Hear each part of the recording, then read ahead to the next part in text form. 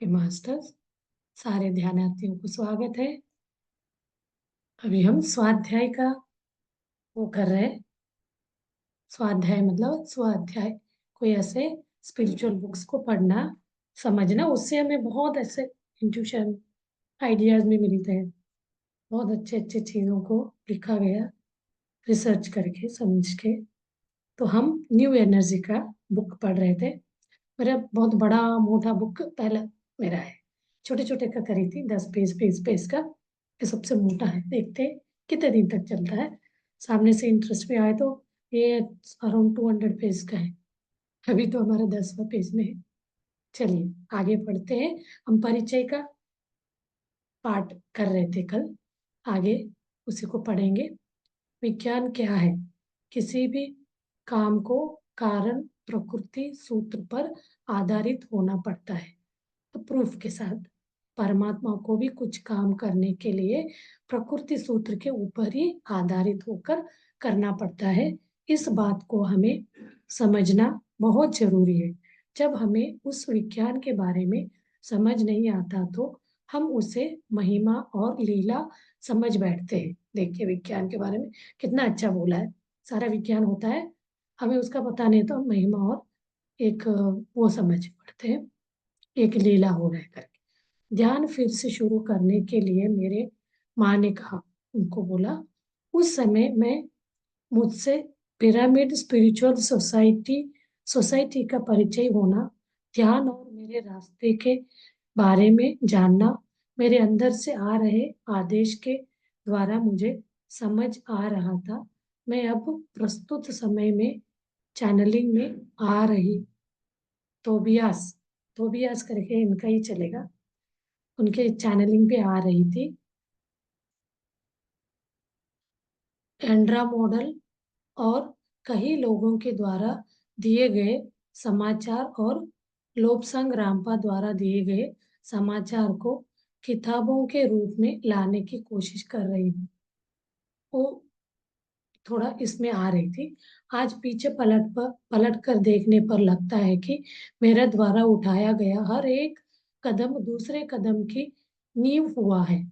पूजा, अभिषेक और जाप में उतारा गया टेलीपति टेलीपति में आए गए टेलीपति में आए गए संदेश से अनुचित आचार से छुटकारा पाया गया। इतने में रामपा द्वारा नए कोण की तरफ नींव डाली गई। उसके बाद एनर्जी की प्रवृत्तियां समझ में आई। उनके समझ में आने से ही तोबियास और क्रायान, एक दो लोग हैं, जैसे विविध चैनलिंग में आने वाले समाचार मुझे समझ आने लगे। यह कोई नया मार्ग नहीं है, आध्यात्मिक परिणाम क्रम में अगली सीढ़ी है। आध्यात्मिक में ये अगली सीढ़ी चैनलिंग पे, मतलब कोई व्यक्ति हमें आके वो ध्यान देता है, विजडम। इस सीढ़ी के ऊपर पैर रखने के बाद मेरा जीवन इतना बदल गया कि मैं बातों में नहीं बता सकती। उन अनुभवों को धीरे धीरे संदर्भ के प्रकार आपके साथ बांटूंगी। वो अपना ही अनुभव बता रही।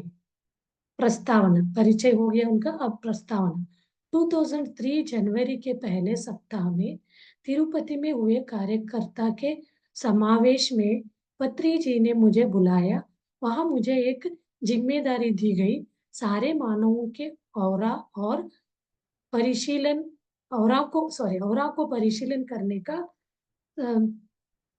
स्टैटिस्टिक गणना करना काम दिया।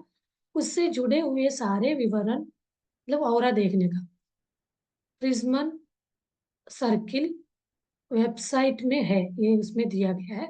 उसको जून तक मुझे एक रिपोर्ट बनाकर उनके सामने पेश करना था। उनको एक ड्यूटी दिया गया, आप सारे लोगों का और आपको पता लगा के रिपोर्ट बना के देना।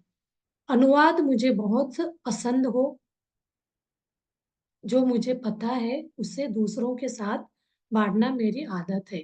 लेकिन जब उन्होंने मुझे यह जिम्मेदारी दी तो मैं थोड़ी परेशान हो गई। घर वापस लौट कर आ गई। तब तक मैं अपने कंप्यूटर के कंप्यूटर के लिए इंटरनेट कनेक्शन लिया लिया नहीं था। इस कश्मकश में थी। अब तो कोई दूसरा रास्ता नहीं था, इसलिए मैंने कनेक्शन ले लिया।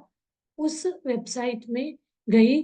ने जो वेबसाइट बोला था, सच तो ये है कि मुझे कंप्यूटर के बारे में बहुत कम पता है। मेरे थोड़े बहुत ज्ञान से वेब पेज में जाना मुश्किल मुश्किल हुआ। उसे पढ़ने के लिए तरह तरह की मुश्किलों का सामना किया। फरवरी महीने का अंत आ गया। जहां से शुरू किया वहीं पर थी। कुछ भी काम आगे नहीं बढ़ा था, जिसकी वजह से एक दिन मुझे बहुत गुस्सा आया। मैंने सीधे तोबियास के साथ लड़ाई शुरू कर दी। तुम क्या समझ रहे हो? जो तुम कर रहे हो उसे मैं सब लोगों तक पहुंचाना चाहती हूँ, लेकिन क्या तुम पर इस बात का कुछ भी फर्क पड़ रहा है? मैं तभी इंटरनेट सेंटर जा रही हूँ मैं अभी इंटरनेट सेंटर जा रही हूँ। चलो, चलकर उन वेब पेज को कैसे खोलना है दिखाओ। कहते हुए मैं नेट सेंटर के अंदर गई। उसको पता नहीं था सर्च कैसे करना है। वेबसाइट में जाने के दूसरे ही मिनट के बाद पता नहीं कैसे मैंने सही पॉइंट पर क्लिक किया और वेब पेज मेरे आंखों के सामने खुलते देखकर आश्चर्यचकित हो गई। तोबियास तोबियास के बारे में वो कर रही थी ना। तोबियास का धन्यवाद करके बहुत खुशी से दौड़ते हुए घर वापस आई। जल्दी जल्दी प्रिंट आउट निकाल कर पढ़ना शुरू किया। वहां से पेज ले आई वेबसाइट से। उसमें तोबियास के द्वारा बताई गई कुछ बातें सिंबॉलिक की तरह तरह भी थी। तभी लिंक काफी होंगे और विषय बहुत अच्छे से समझ आएगा। उन लिंक को कैसे करना, मतलब वो उन लिंक को कैसे करना चाहिए, कैसे कैसे, फिर मेरे अंदर परेशानी शुरू हो गई। उसको कैसे समझे? जून का महीना नजदीक आ रहा था। जो मटेरियल मुझे ही सीधी तरह से समझ नहीं आ रहा है, उसे मैं बाहर कैसे लाऊं? उसको ही नहीं समझ आया। ऐसे ऐसे में नेल्लूर पिरामिड मास्टर आनंद राव के घर जाने पर बातों बातों में उन्होंने वाकिन के बारे में वेबसाइट देखने के लिए कहा। वाकिन का पता नहीं उसको। घर आने के बाद उसे ढूंढना शुरू किया। वहां एक और वेबसाइट मिली। मैं जो वेबसाइट के लिंक को ढूंढ रही थी, वो लिंक मिली और कुछ वेबसाइट भी मिली। हमारे अंदर सिर्फ ईमानदार सोच और खोज करने की इच्छा होनी चाहिए। रास्ता अपने आप खुल जाएगा। पहले थोड़े थोड़े दिन तक इस विषय को कैसे लाना है समझ नहीं आया। तोबियास मटेरियल सीरीज की तरह होती है।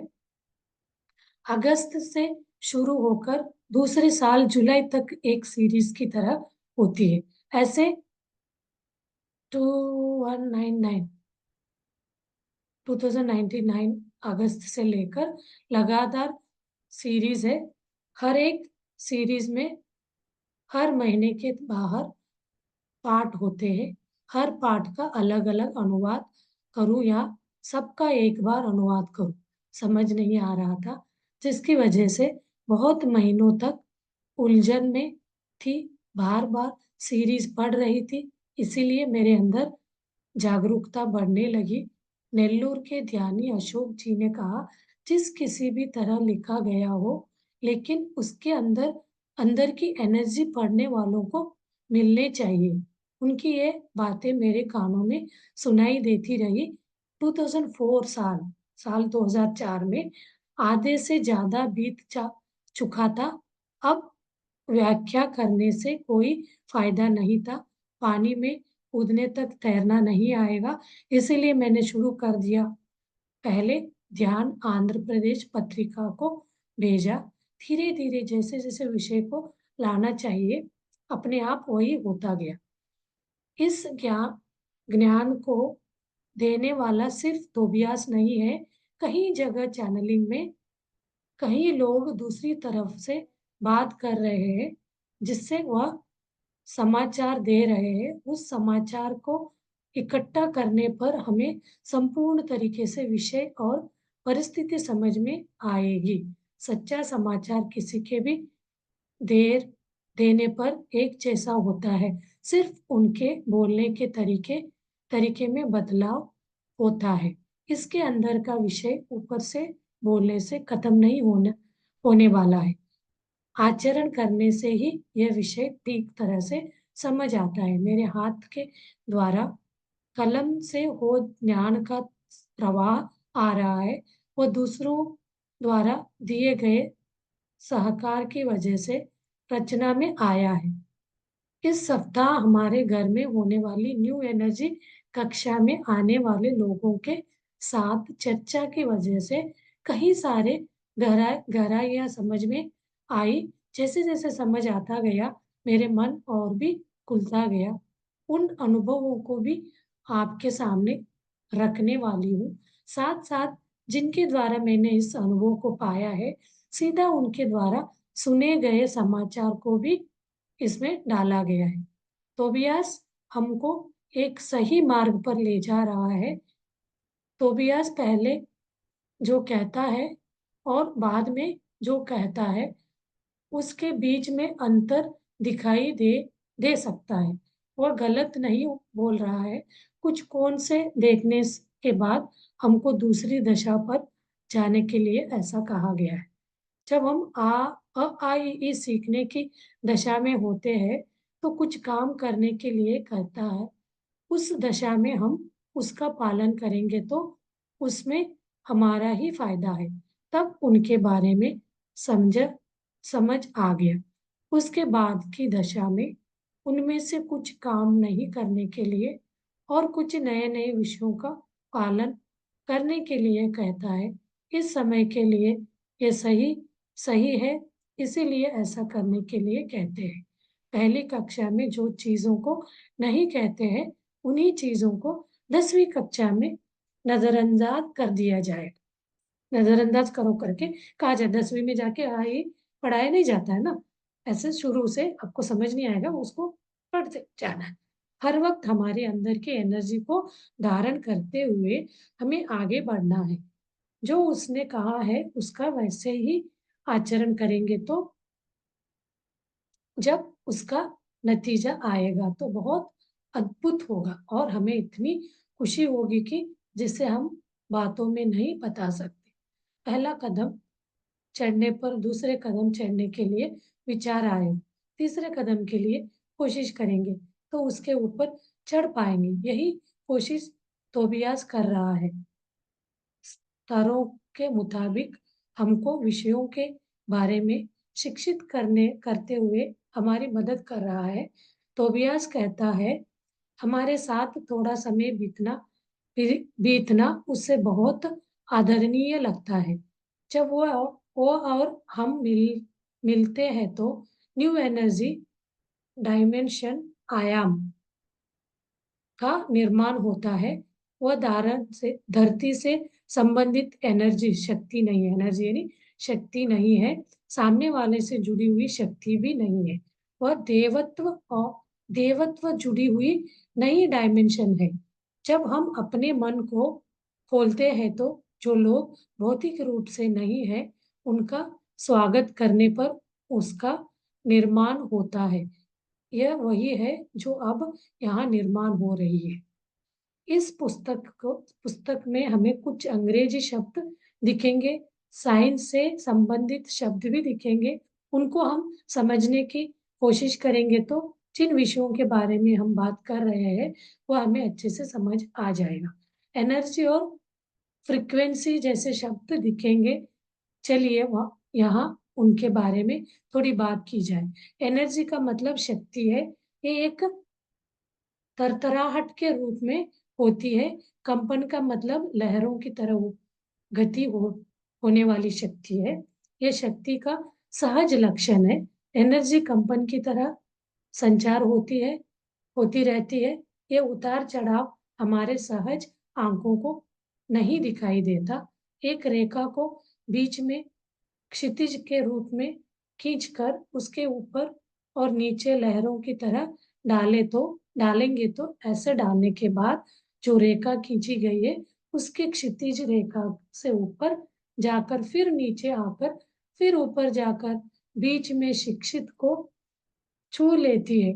क्षितिज को छू लेती है, बीच में क्षितिज को छू लेती है, ऐसे एक उतार और एक चढ़ाव को मिलाकर लहर, साइन वेव, लहर कहते हैं। मतलब ये पढ़ा रहे हैं ना हमने आगे। लहर कहते हैं एक क्षण में उस एनर्जी से कितनी लहरें आती है, उन लहरों की संख्या को फ्रीक्वेंसी कहते हैं। साइंस स्टूडेंट समझ जाएंगे, इसको बार बार पढ़िए।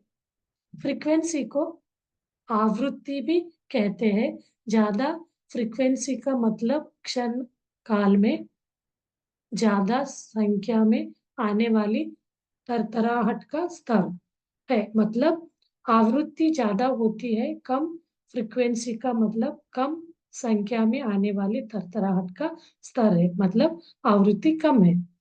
एक जगह में एक से ज्यादा तरतराहट के स्तर हो सकते हैं। हमारे भौतिक शरीर जहाँ पर है वहीं हमारा एस्ट्रल सूक्ष्म शरीर भी है।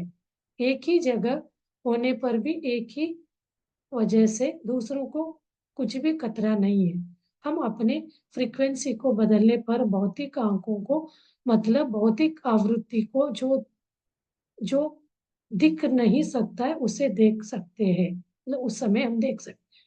कुछ कंपन को हम कंपन को हम हमारे भौतिक कारण से आवाज की तरह सुन सकते हैं। इसीलिए जो भी हम देखते हैं और सुनते हैं वो सभी कंपन है, सब कुछ विशिष्ट आवृत्ति है।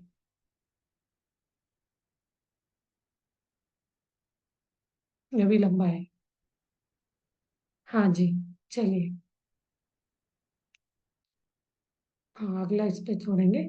जब आध्यात्मिक साधना अच्छे से करते हैं तो अलग आवृत्ति के कंपन को हमारे भौतिक कानों के द्वारा सुन सकेंगे। मतलब भौतिक रूप से परे आवाज के ऊपर भी हम सुन सकेंगे। टेलीपैथी ऐसे ही है।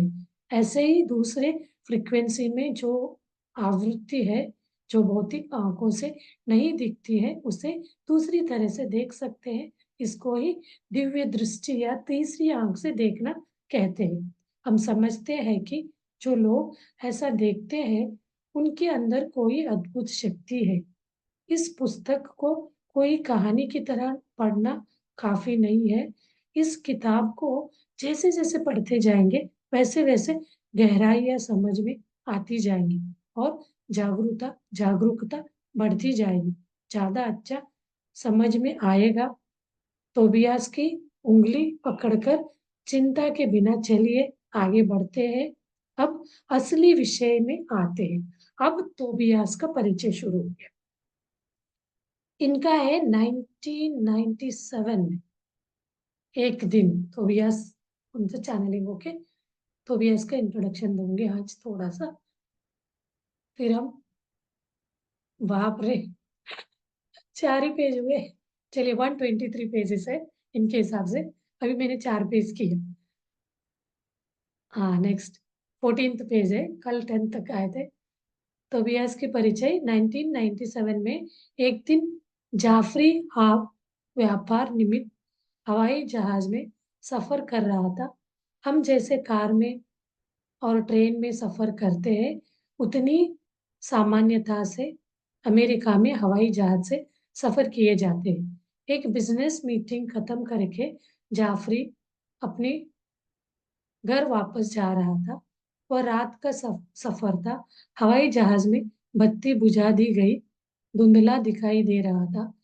सबके जैसे जाफरी भी आराम करते हुए पीछे टेक टेक लेकर अपनी आंख बंद करके बैठा हुआ था।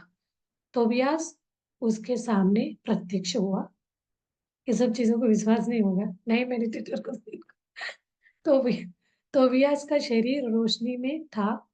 उसकी नमस नमस्कार करके उसके उसके साथ बहुत देर तक बात करके गायब होने के बाद जाफरी कांप उठा, चारों तरफ देखा। बाद में समझ में आया कि वह रोशनी सिर्फ उसे नहीं, उससे ही दिखाई दी और उसने जाफरी से मुंह खोलकर बात नहीं की। ऐसे जाफरी को तोबियास से परिचय हुआ। ये तोबियास का परिचय जाफरी के साथ हुआ। चलिए आगे का हम कल पढ़ेंगे। पढ़ेंगे, कोशिश हो रहा है। 4-4 पेज पढ़ेंगे तो 123 पेज है। एक इसमें 2 है पेज, ऐसे वाला मुझे मिला है नोट्स। और हिंदी का है, कन्नड़ में भी है। हिंदी में ज्यादा लोग देखेंगे ना। आप देखना, इसको सुने तो बहुत अच्छी बात है, सुनेंगे नहीं तो मैं तो ये नहीं कर सकती हूँ। तो ये इतना वर्थ, मतलब फेमस पत्री जी का रेफरेंस बुक है। तो उसमें से बहुत सारे हमारा डाउट क्लियर हो जाएगा, क्या होता है एनर्जी, ये सब चीजों को। आप इसको बार बार सुनेंगे या एक ही बार अच्छे से सुनेंगे तो समझ आ जाएगा। चलिए आगे का हम कल शुरू करते हैं। 20 दिन तक तो चलेगा, देखते हैं। हाँ, 20 दिन तक तो हो जाएगा, 20 डेज तक चलेगा। ओके मास्टर्स, कोई दिन आप पूरा टाइम पढ़ेंगे तो होगा, बट ध्यान करना भी जरूरी है। तो चलिए ध्यान करते हैं कि मास्टर ध्यान में बैठ जाइए। वो जैसे साधारण सरल पूजा पाठ करने वाले, अभिषेक करने वाले, हर वक्त जाप करने वाले के मन में ये वाला साइंस और एक स्पिरिचुअल का भूत सवार हो गया, तो उसके इसमें चैनलिंग, उसके शरीर में आके, हम भूत प्रेत समझते हैं, कोई कोई व्यक्ति ऐसे करता है नेगेटिव एनर्जी। तो यहाँ हम आध्यात्म मार्ग में ऐसे मास्टर स्पिरिट गाइड्स, कुछ ऐसे हर एक के नहीं हो, जिनके साथ वो एनर्जी कनेक्ट होता है उनके अंदर आके बात करेंगे। जैसे उनको टोबियास आए हैं, अब क्या होता है आगे पढ़ेंगे, वो अपना एक्सपीरियंस बता रहे हैं। कि मास्टर्स ध्यान में बैठिए।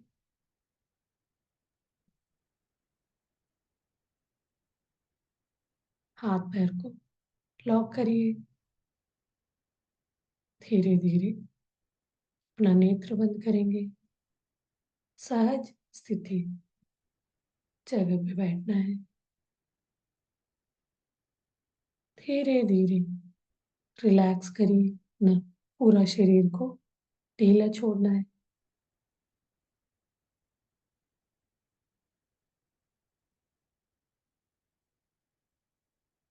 जहाँ पे भी तनाव है, तनाव मुक्त हो जाइए। एक एक अंगांगों को एक ग्रेटिट्यूड का मैसेज भेजिए, कनेक्ट हो जाइए। सेल्फ लव भेजिए, आई लव यू करके।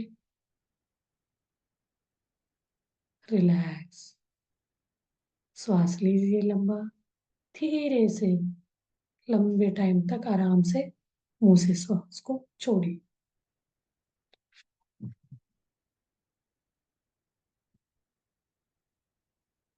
एक बार और श्वास लीजिए,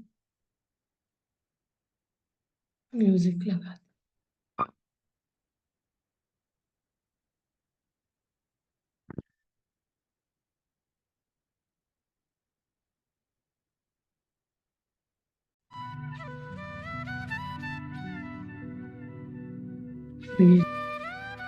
अपने सहज श्वास की तरफ ध्यान दे चलिए। सहज यानी प्राकृतिक, नेचुरल श्वास जन्म से लेकर हमारे साथ श्वास ही रहता है। जब श्वास नहीं रहता है तो हमें मृतक घोषित किया जाता, यानी जब घोषित किया जाता। तक अपने शरीर में श्वास है तो हम जीव है। इसी एक शक्ति से इस श्वास को देखते देखते हम अपने पूर्णात्मा परमात्मा तक पहुंच सकते हैं। ये सूत्रधार है, यानी अपना जो गुरु हमें सिखा के हमें आगे तक ले जाता बोलते हैं। तो हमें मास्टर ने हमें बता दिया श्वास को देखना। अब हमें खुद अपने साधना करते हुए उस रास्ते पे आगे बढ़ना है, ध्यान का। और अंश आत्मा से पूर्णात्मा तक जाने। जैसे पेड़, पेड़ के पत्ते, फल, ढालियां जड़ से जुड़े हुए, वो जड़ और उसका जो स्टेम है, एक पूर्णात्मा पत्ते अंश आत्मा उन्हीं से जुड़े हुए। जैसे सागर के एक एक करने जाते हैं, बात करते हैं। ऐसे हम भी एक फिल्मात्मक के अंत से अंशात्मक के अपना एक्सपीरियंस को पाने के लिए हम इस मनुष्य जन्म में आए। कोई दुख का, दर्द का, कोई राजा, कोई चीज के स्पिरिट ऊपर स्पिरिट वर्ल्ड में अपना एग्रीमेंट करके रहता है, उस हिसाब से उसको जन्म मिला है। इसलिए जन्म का रहस्य को जानना ही एक ज्ञान का, हमें उसका रहस्य समझ आने लगता है। ध्यान अभ्यास करते चलेंगे, हमारी मास्टरी होता जाएगी। तो महर्षि समझते जाए हमारे जन्म की मूल कहाँ से आए, क्यों आए, हमें कष्ट क्यों हो, ये सबका हमें उत्तर मिलता जाए। उसके अपने श्वासों का पीछा करना, श्वास को देखना, यही है।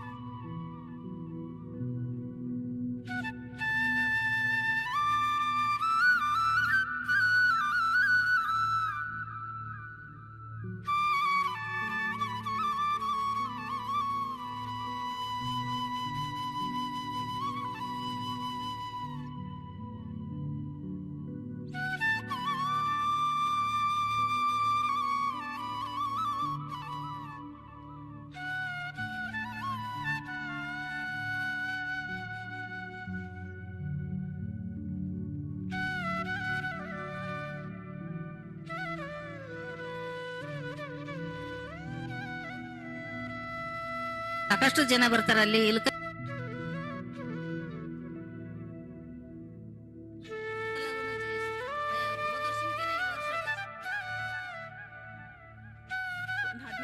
ನೋಡ್ರಿ ಪಿರಮಿಡ್ನಾಗ ಧ್ಯಾನ ಮಾಡಿ ಅಂತೆ ಬೆಳಿಗ್ಗೆ 5 ಗಂಟೆಗೆ ನಮ್ಮ ಮನೆಯಾಗ ಯಾರು ಧ್ಯಾನ ಹಂಚ್ಕೊಳ್ಳೋದಕ್ಕೆ ಅವಕಾಶ ಸಿಕ್ಕಿದೆ. ಅದಕ್ಕಾಗಿ ಹೋಗೋದಿಲ್ಲ ಅಲ್ಲಿ ಶ್ರೀಶೈಲಕ್ಕೆ. ನಿನ್ನ ಕಾಯದಲ್ಲಿ ಕಳವಳ ಇದೆ. ಇನ್ನು ದೇವರನ್ನ ಕೇಳ್ತಾಳ, ನೀವೆಲ್ಲರೂ ನಿಮ್ಮ ಶರಣರನ್ನೆಲ್ಲರ ನಡಲಿ ನಿಲ್ಲಲಾಗದಯ್ಯ ಅಂತ ಅಂದ್ರು ಮತ್ತೆ ಹೋಗ್ಲೇಬೇಕಲ್ಲ. ತಾನು ಸಾಧನೆಗಾಗಿ ಹೋಗ್ತಾಳ. ಎಲ್ಲಿ ಹೋಗ್ತಾಳಂದ್ರ ಇವರು ಶ್ರೀಶೈಲ ಪರ್ವತಕ್ಕೆ ಹೋಗ್ತಾಳ. ಆಕೆ ಶ್ರೀಶೈಲ ಪರ್ವತಕ್ಕೆ ಹೋಗಿ ಅಲ್ಲಿ ಸಾಧನೆಯನ್ನು ಮಾಡ್ತಾಳ. ಆ ಸಾಧನೆ ಮಾಡಿ ಯೋಗಾಂಗ ತ್ರಿವಿಧಿ ಅನ್ನುವಂತಹ ಒಂದು ಪುಸ್ತಕವನ್ನು ಒಂದು ಪುಸ್ತಕ ಬರೆದ್ಲು. ಅದರೊಳಗೆ ಏನಂದ್ರ ತನ್ನ ಅನುಭವವನ್ನೆಲ್ಲ ಬರೆದ್ಲು. ಅಕ್ಕ ಮಹಾದೇವಿ ಹಂಗ ಹಿಂಗ ಅಕ್ಕಿ ಅದನ್ನ ಮಾಡಿದ್ಲು ಇದನ್ನ ಮಾಡಿದ್ಲು ಅಕ್ಕಿಗೆ ಅಂತ ನಾನು ಮೂರನೇ ಕಣ್ಣು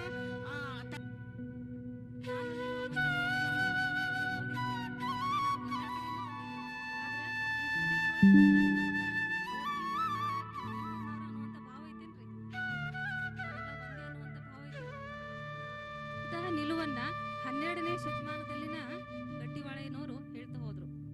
ಅಷ್ಟೇ ಅಲ್ಲ, ಹಲವು ಪ್ರಭುಗಳು ಸಹ ಹೇಳ್ತಾ ಹೋಗ್ತಾರೆ. ಏನಪ್ಪಾ ಅಂದ್ರೆ ಮನುಷ್ಯರಿ ನಾನು ನಾನು ಅಂತ ಬಡದಾಡೋದು ಜಾಸ್ತಿ. ನಾನು ನಂದು ಅಂತ ಬಡದಾಡ್ತಾನೋ, ಆದ್ರೆ ನಾನುವಿನಲ್ಲಿನ ನೀನು ಶಾಶ್ವತ ಅನ್ನುವಂತ ತತ್ವ ಐತಿ ಅನ್ನೋದನ್ನ ಹಲವು ಪ್ರಭುಗಳು ಸಹ ಹೇಳಿದ್ರು.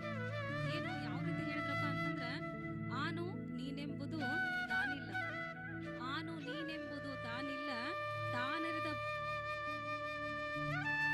ಎಲ್ಲ ಶುದ್ಧಿ ಆದ ನಂತರ ವಾಟ್ ನೆಕ್ಸ್ಟ್ ಅನ್ನುವಂಥ ಕ್ವಶನ್ ಬರ್ತದಲ್ಲ, ಆ ಕ್ವಶನ್ ಒಂದೇ ಒಂದು ಆನ್ಸರ್ ಏನಪ್ಪಾ ಅಂದ್ರೆ ಆತ್ಮ ಸಾಕ್ಷಾತ್ಕಾರ. ಆತ್ಮ ಸಾಕ್ಷಾತ್ಕಾರ ಅಂತಕ್ಕಂಥದ್ದು ಈ ಕ್ಷಣದಾಗ ಐತ್ರಿ. ನಿಮ್ ಸುತ್ತಮುತ್ತ ಸುಳ್ದಾಡಕತ್ತದ ಮನಸ್ಸು ಮಾಡ್ರಿ. ಕ್ವಾಂಟಮ್ ಫೌಂಡೇಶನ್ ಅವರಿಗೆ ಪ್ರತ್ಯೇಕವಾಗಿ ನಮ್ಮೆಲ್ಲರ ನೆಚ್ಚಿನ ಬ್ರಹ್ಮರ್ಷಿ ಪಿತಾಮಹ ಡಾಕ್ಟರ್ ಸುಭಾಷ್ ಪತ್ರಿಜಿಯವರ ಪದಾರವಿಂದಗಳಲ್ಲಿ ನನ್ನ ನುಡಿ ನಮನಗಳನ್ನು ಸಲ್ಲಿಸೋದಕ್ಕೆ ಇಷ್ಟಪಡ್ತೇನೆ. ಇಂತಹ ಒಂದು ಅದ್ಭುತವಾದ ಪಿರಮಿಡ್ ಸ್ಪಿರಿಚುವಲ್ ಸೊಸೈಟೀಸ್ ಮೂವ್ಮೆಂಟ್ ಅಂದರೆ ಈ ಒಂದು ಧ್ಯಾನ ಆಂದೋಲನವನ್ನು ಇಡೀ ಜಗತ್ತಿನಾದ್ಯಂತ ಅವರು ಕಾಲಿಗೆ ಚಕ್ರವನ್ನು ಕಟ್ಟಿಕೊಂಡಂತೆ ಓಡಾಟ ಮಾಡಿ ಆನಾಪಾನಸತಿ ಧ್ಯಾನ ವಿಧಾನವನ್ನು, ಅದರ ಸಂದೇಶವನ್ನು ಇಡೀ ಜಗತ್ತಿಗೆ ಮುಟ್ಟಿಸಿ ಅವರ ಕರ್ತವ್ಯವನ್ನು ಮುಗಿಸಿ ದೇಹ ತ್ಯಾಗವನ್ನು ಮಾಡಿದ್ದಾರೆ. ಚೇತನ ಸ್ವರೂಪರಾಗಿ ನಮ್ಮೆಲ್ಲರಿಗೂ ಕೂಡ ಅವರು ಮಾರ್ಗದರ್ಶನವನ್ನು ಮಾಡ್ತಾ ಇದ್ದಾರೆ. ಬೆಳಗಿನಿಂದ ಆಗಿನ ಕಾಲದಲ್ಲಿ ನಾನು ಒಮ್ಮೊಮ್ಮೆ ಈ ವಚನಗಳನ್ನು ಓದುವಾಗ ಎಷ್ಟೋ ವಚನಗಳಲ್ಲಿ ಬಳಸಿರ್ತಕ್ಕಂಥ ಕನ್ನಡ ಭಾಷೆಯ ಪದಗಳು ತಪ್ಪಿಸಿಕೊಳ್ಳೋಣ. Please welcome madam. ఆయన ఉపయోగించిన ಪೂರ್ವದಲ್ಲಿ ಪ್ರತಿಯೊಬ್ಬರು ಕ್ವಶನ್ ಏನಂದ್ರೆ 2095 ಇರ್ತೀನಿ ಅಂತ ಹೇಳಿದ್ರು ಪತ್ರಿಕೆ. 2095 ಶರೀರದಲ್ಲಿ ಇರ್ತೀನಿ ಅಂತೇಳಿ ಎಲ್ಲರಿಗೂ ಹೇಳ್ತಾ ಬಂದ್ರು. ಆಶ್ಚರ್ಯಚಕಿತವಾಗಿ ದೇಹವನ್ನು ತ್ಯಾಗ ಮಾಡಿದ್ರು. ಆದರೆ ಪತ್ರಿಜಿಯವರ ಒಂದು ಬೋಧನೆ ಮತ್ತು ಪತ್ರಿಜಿಯವರ ಒಂದು ಮಾರ್ಗದರ್ಶನ, ಎಲ್ಲರೂ ಬುದ್ಧರಾಗಬೇಕು, ಎಲ್ಲರೂ ಬುದ್ಧತ್ವವನ್ನು ಬೋಧಿಸಬೇಕು ಇಡೀ ಪ್ರಪಂಚಕ್ಕೆ. ಪ್ರತಿಯೊಬ್ಬರು ಈ ಧ್ಯಾನವನ್ನು ತಗೊಂಡೋಗ್ಬೇಕು. ಸೊ ಇವ್ರಿಗೆ ಆಲ್ರೆಡಿ ಪತ್ರಿಜಿಯವರು 2018ರಿಂದನೇ ನಮಗೆ ಗುರುಗಳು ಯಾವತ್ತೂ ನೇರವಾಗಿ ಕೊಡಲ್ಲ ಸೂಚನೆ, ಇಂಡೈರೆಕ್ಟ್ ಆಗಿ ಕೊಡ್ತಾರೆ. ಅವರು ನೇರವಾಗಿ ಯಾವತ್ತೂ ಅವ್ರದ್ದು ಇರಲ್ಲ, ಮಾತು ಇಂಡೈರೆಕ್ಟ್ ಆಗಿ ಬರುತ್ತೆ. ಸೊ ಅದನ್ನ ಶೋಧನೆ ಮಾಡ್ಕೋಬೇಕು. ಅವರು 2018ರಿಂದನೇ ಹೇಳ್ಕೊಂತ ಬಂದ್ರು. ಆದ್ರೆ ನಾವು ಎಲ್ಲರೂ ನಮ್ಮ ಆಲೋಚನೆ, ನಮ್ಮ ಮನಸ್ಸಿನಲ್ಲಿ ಏನು 2095 ಪತ್ರಿಜಿಯವರು ಇರ್ತಾರೆ ಅನ್ನೋ ಒಂದು ಮನಸ್ಸಿನ ಸ್ಥಿತಿಯಲ್ಲಿ ಇದ್ದವ್ರು ನಾವೆಲ್ಲ. ಆದರೆ ಪತ್ರಿಜಿಯವರು ನಮಗೆ ಸೂಚನೆ ಕೊಡ್ತಾ ಬಂದ್ರು. ನಮ್ಮ ಪಿರಮಿಡ್ ಸ್ಪಿರಿಚುವಲ್ ಸೊಸೈಟಿಯಲ್ಲಿ ಆತ್ಮದ ಬಗ್ಗೆ ಮಾತಾಡ್ತೀವಿ, ಮರಣಾನಂತರದ ಜೀವನದ ಬಗ್ಗೆ ಮಾತಾಡ್ತೀವಿ ನಾವು ಎಲ್ಲರೂ. ಸೊ ಈ ಒಂದು ಮಾರ್ಗದಲ್ಲಿ ಅವರು ನಮಗೆ ಇಂಡೈರೆಕ್ಟ್ ಆಗಿ ಕೊಡ್ತಾ ಸೂಚನೆ ಬಂದರು. ಅದೇ ರೀತಿ ಪ್ರತಿಯೊಬ್ಬರು ಪತ್ರಿಜಿಯವರ ಮಾರ್ಗ ಮತ್ತು ಪತ್ರಿಜಿಯವರ ಒಂದು ನೋಡಿಸಿದಂಥ ದಾರಿಯಲ್ಲಿ ನಡೆಯಬೇಕು, ಮಾಡಬೇಕು, ಧ್ಯಾನ ಮಾಡಬೇಕು, ಧ್ಯಾನ ಮಾಡಿಸ್ಬೇಕು. పత్రిజీ మార్గం అంటే కేవలం ఒకే ఒకటి. ఆయన చిట్ట చివరి రోజు అంటే 24 శరీరం వదిలేస్తామంటే 23 ఉదయం చెప్పిన మాట కూడా ఒకటే. PSSM is equal to ఆనాపాన.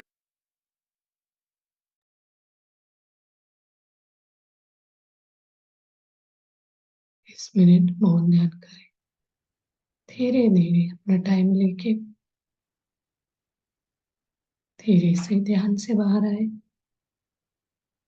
शरीर के प्रज्ञा में आए. एक एक शरीर के अंगांगों को महसूस करें. अंगांगों के प्रति सजग हो जाए.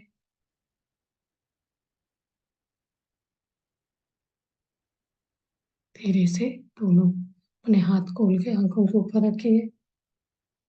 5 सेकेंड. 1 2 3 4 5. धीरे से हाथ सामने लाते हुए आंखें खोलिए और धन्यवाद व्यक्त करिए अपने शरीर के अंगांगों के प्रति, अपने गुरु के प्रति, अपने माता पिता के प्रति तालियों के साथ धन्यवाद व्यक्त करिए. Gratitude. Thank you very much master.